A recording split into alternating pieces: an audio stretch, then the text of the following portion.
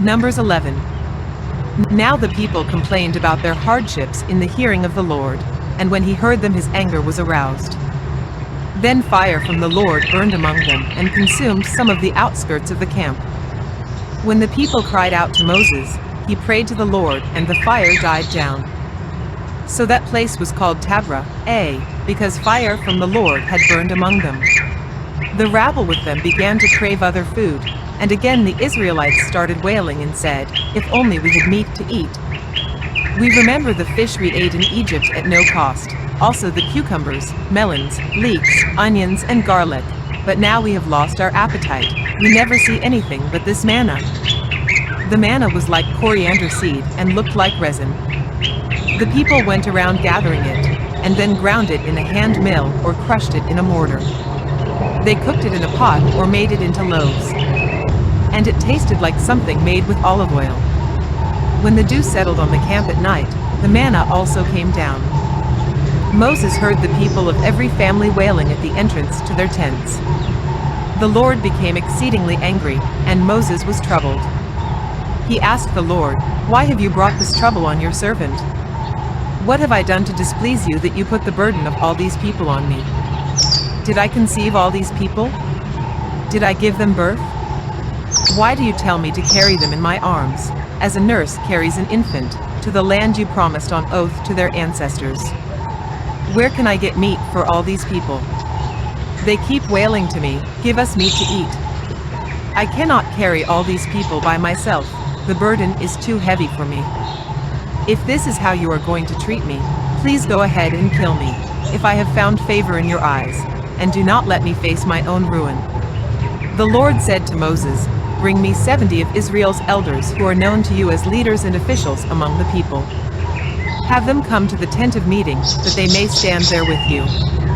I will come down and speak with you there, and I will take some of the power of the Spirit that is on you and put it on them. They will share the burden of the people with you so that you will not have to carry it alone. Tell the people, 'Consecrate yourselves in preparation for tomorrow, when you will eat meat.'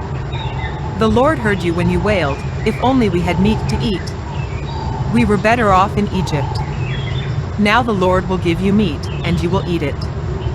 You will not eat it for just 1 day, or 2 days, or 5, 10, or 20 days, but for a whole month, until it comes out of your nostrils and you loathe it, because you have rejected the Lord, who is among you, and have wailed before him, saying, 'Why did we ever leave Egypt?' But Moses said, 'Here I am among 600,000 men on foot, and you say, I will give them meat to eat for a whole month. Would they have enough if flocks and herds were slaughtered for them? Would they have enough if all the fish in the sea were caught for them?' The Lord answered Moses, 'Is the Lord's arm too short? Now you will see whether or not what I say will come true for you.'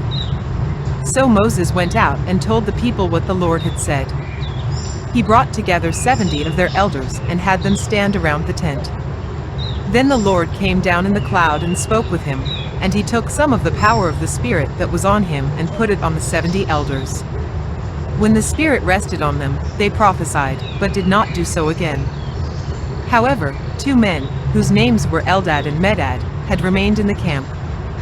They were listed among the elders, but did not go out to the tent. Yet the Spirit also rested on them, and they prophesied in the camp. A young man ran and told Moses, "Eldad and Medad are prophesying in the camp."